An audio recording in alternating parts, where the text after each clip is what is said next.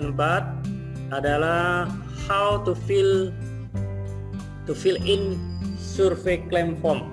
Jadi judulnya itu ya, bagaimana melengkapi survei claim atau form survei claim, di mana di sini ada 5 tahapan atau 5 langkah terjadinya atau hal-hal yang berhubungan dengan survei claim, di mana Anda lihat di judul ini, yang poin A ini adalah damage terjadi pada saat kedatangan barang tentunya di gudang, kemudian di issued CDR ini pada saat upon acceptance, pada saat penerimaan diterbitkan cargo damage report, kemudian tahap berikutnya masih bisa terjadi kerusakan pada saat penyimpanan. Jadi ini lain ya, pada saat penerimaan ini belum disimpan barang, baru nyampe di gudang. Nah ini setelah barang masuk di gudang, pada saat barang disimpan masih bisa terjadi kerusakan. Lalu tahap keempat, setelah barang itu mau dikeluarkan, pada saat mau dikeluarkan, diterbitkan lagi suatu survei atau form claim. Yang berhubungan dengan claim adalah cargo inspection report. Kalau di sini cargo damage report yang B ini, yang D ini cargo inspection report. Jadi nanti formnya berbeda, Anda lihat. Kemudian berikutnya yang terakhir, secara resmi agent atau consignee mengirim surat klaim kepada kepada ground handling apa kepada penerbangan terkait dengan masalah kerusakan barangnya. Baik, itu nanti yang kita akan bahas. Yang pertama, kejadian daripada kerusakan barang ini bisa terjadi karena pertama, improper handling, adanya salah penanganan pada saat loading dan unloading. Pada saat memasukkan barang ini atau kontainer maupun palet ini ke dalam pesawat maupun keluar pesawat. Ya, maksudnya waktu dimuat ke dalam pesawat maupun keluar dari pesawat. Ada lagi memang pada saat transportasi dari gudang ke pesawat atau dari pesawat ke gudang, itu juga bisa terjadi yang namanya kerusakan. Kemudian yang kedua, improper packaging, kemasan yang tidak benar, kemasan yang tidak sesuai dengan standar, kemasannya lemah, lemes, tidak kuat, tidak sesuai dengan standar, yang mestinya pakai kayu dia pakai karton, jebol. Nah itu, jadi barangnya besi, dipakein karton, jebol, ya. Nah mestinya kalau badannya itu barangnya besi, ya pakai kayu kek, ya, gitu. Kemudian extreme weather. Extreme weather itu adalah kondisi di mana cuacanya tidak bersahabat, hujan deras, sehingga yang namanya meskipun barang itu di pinggir-pinggirin kecipratan apa kena hujan, sehingga barangnya basah, hancur segala macam ya. Ini karena extreme weather. Atau barangnya lupa di cover sama plastik, atau cover plastiknya juga tembus karena hujannya juga kencang, kurang tebal pada saat mengcovernya. Kemudian improper handling pada saat breakdown dari ULD ke PCHS. Pada saat barang itu dibongkar, breakdown itu barang dibongkar, penanganan yang tidak benar, tidak jadi main dibanting-banting dari kontainer apa dari palet, kemudian pada saat dia lagi proses pembongkaran di PCHS. PCHS itu Pallet Container Handling System. Jadi suatu alas di mana barang itu diterima pada saat diimport ini. Kejadiannya diimport nih biasanya. Kalau breakdown itu diimport. Ya. Kalau di build up terjadi kerusakan mestinya dipinggirin, nggak boleh diterusin ya. Tapi kalau breakdown ya udah terjadi bagaimanapun harus diterima gitu kan. Kalau udah barangnya udah masuk. Kemudian ada tambahan di bawah. Klaim yang lain bisa terjadi seperti pilferage. Pilferage itu barangnya hilang separuh. Jadi dicolong. Hilang cuma sebagian kecil atau sebagian besar, itu pilferage. Kalau missing itu hilang semua. Sama kemasan-kemasannya hilang. Kalau tadi pilferage isinya doang, isi barangnya aja yang hilang separuh, Nah, itu pilferage. Kalau missing, hilang semua. Misalnya 3 koli, hilang 1 ya, hilang 1 tinggal 2 ya. Tapi kalau pilferage itu barang ada 1 di dalam, misalnya 100 kilo, hilang 50 kilo, 50-nya diambil orang. Nah, itu pilferage.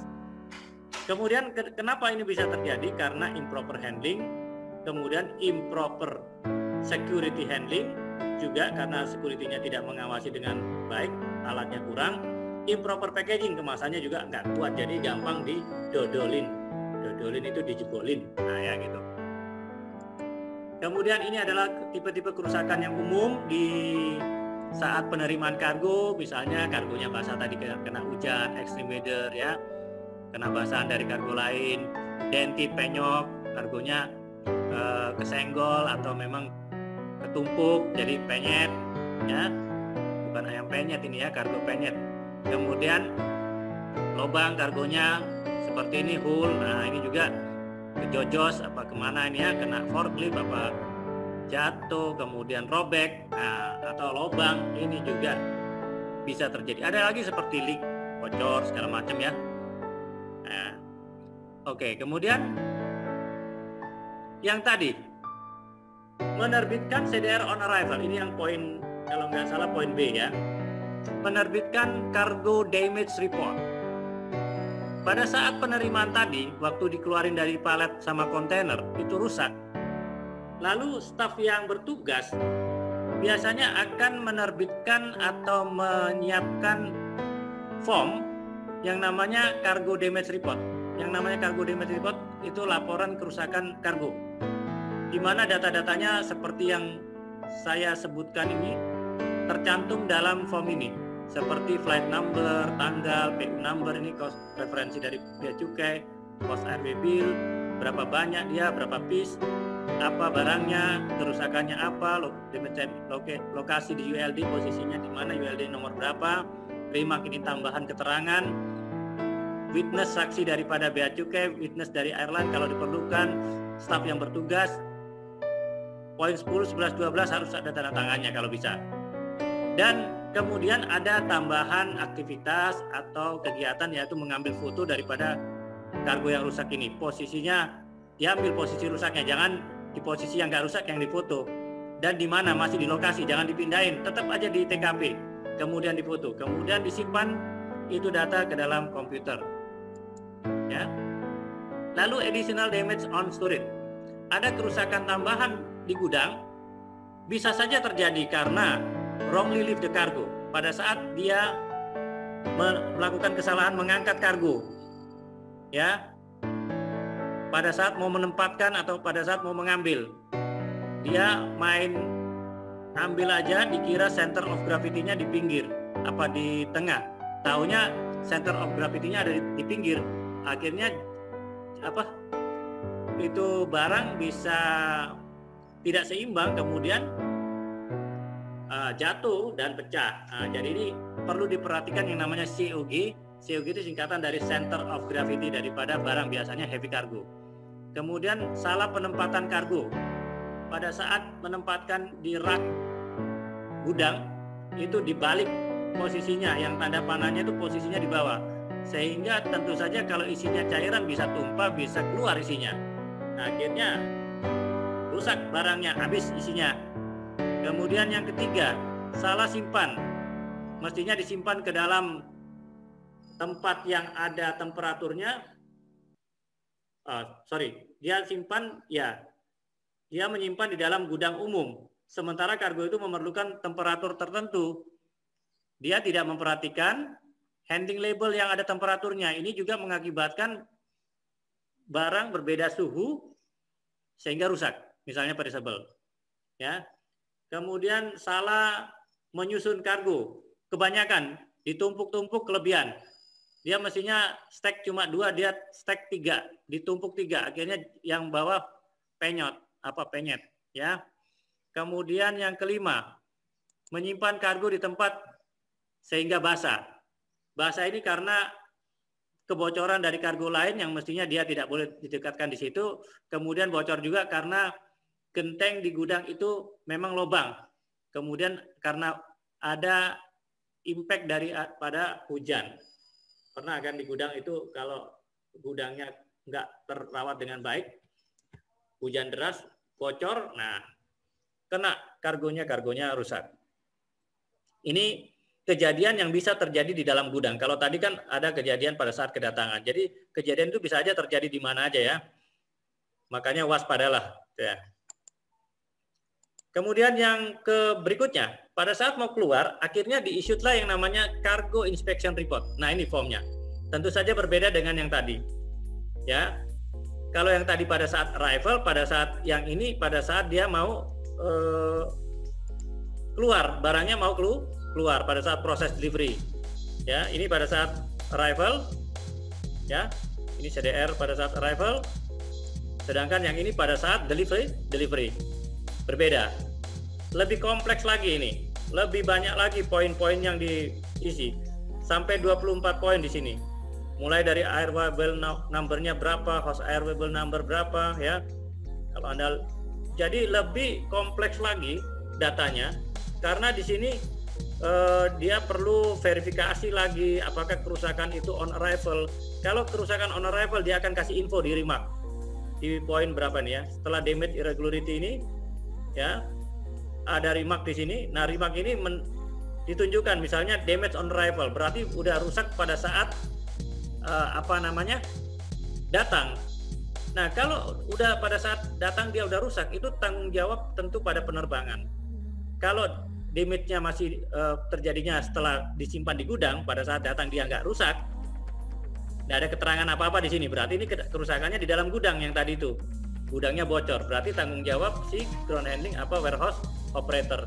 Ya, lalu diisilah ini RW bill-nya berapa, host RW bill-nya, flight number-nya ya. Kemudian origin station-nya dari mana dia barang ini ya. Kemudian nature of good-nya, barangnya itu apa sih sebetulnya, deskripsinya apa, pieces weight-nya berapa, damage yang damage berapa, beratnya berapa ya. Kalau terjadi fill freight, barang yang sisa berapa ditimbang, jadi ketahuan yang hilang berapa. Kemudian case number, ini nomor kotaknya nomor berapa ya, nomor kemasan nomor berapa, tipe kerusakannya apa ya, dijelaskan remarknya apa. Kemudian ada gambar, udah disediakan kotak sama rata-rata barang itu kalau nggak dikemas dalam peti atau dalam tabung seperti ini atau dalam drum. Nah, gambarnya simple. Nah, kalau wah Pak itu kemasannya karung, ya nanti di sini berarti tidak usah nggak pakai gambar, ini digambar sendiri karungnya di sini ya. Gambarlah ini dua tipe kemasan yang umum, nanti kalau nggak umum berarti tambah aja gambar sendiri di sini, misalnya karung ya, gambarlah karungnya di sini. Rusaknya bagian mana, atas bawah samping kiri kanan, nah sudutnya ditandain di gambar ini. Kemudian barang ini isinya apa kontennya diperiksa nggak? Kalau dicek isinya diperiksa, diintip gitu. Nah, ditik ceknya. Nggak bisa dibuka, nggak bisa diintip, ya udah ini konten not check atau not check. Kemudian pemeriksaan di reviews, misalnya udah deh apa sih bedanya tidak diperiksa sama cek reviews? Ya dia pokoknya nggak ini beda ya. Kalau cek reviews itu dia minta izin sama custom, kemudian custom menolak untuk ini. Ya nggak tahu alasannya apa, nggak tahu, mungkin karena strict barangnya mungkin terlalu berbahaya. Nah, sehingga pemeriksaan di reviews. Ini akibatnya ya sama, barangnya tidak bisa dilihat isinya seperti apa. Kemudian damage of content, kerusakannya isinya seperti apa?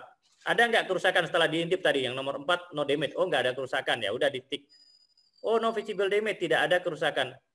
Jadi kalau no damage itu sebetulnya hubungannya dengan tidak ada kerusakan, ya. Tidak ada kerusakan setelah diperiksa, ya. Nah, nomor 5 itu juga ada hubungannya dengan yang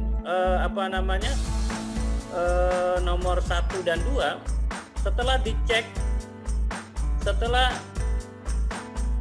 dicek ataupun tidak dicek, ya konfirmasinya ya tidak terlihat kerusakan ya. Tidak rusak sama tidak kelihatan kerusakan ini hampir sama ya.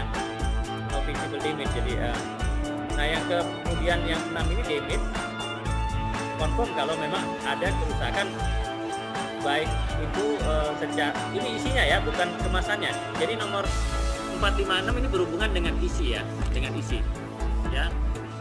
No visible damage ini tidak terlihat sama sekali kerusakannya gitu ya. No damage itu juga sama ya, 45 sama. Kemudian foto bila perlu difoto barangnya. Kemudian outer packet itu adalah jenis-jenis kemasannya. Material kemasannya apa? Misalnya fiberboard, karton, wooden, kayu, ya paper. Jadi jenis-jenisnya nih yang outer packet. Kemasan luarnya, outer packagingnya. Marking and labelnya apa? Misalnya keterangan di situ. Kenapa ini perlu ditik? Nah kalau ada tanda fragile atau handle with care terus kemudian masih kejadian, berarti salah yang menanganinya. Tapi kalau memang tidak ada label seperti ini, sementara barangnya pecah, ya berarti yang salah juga orangnya. Misalnya non, ternyata barangnya pecah belah, di sini dibilang non. Kemudian kita salah penanganan stafnya, ya tidak bisa disalahkan juga. Nah makanya marking and label ini harus dilengkapi keterangannya. Kemudian outer condition, kondisi luarnya. Kondisi kerusakannya seperti apa?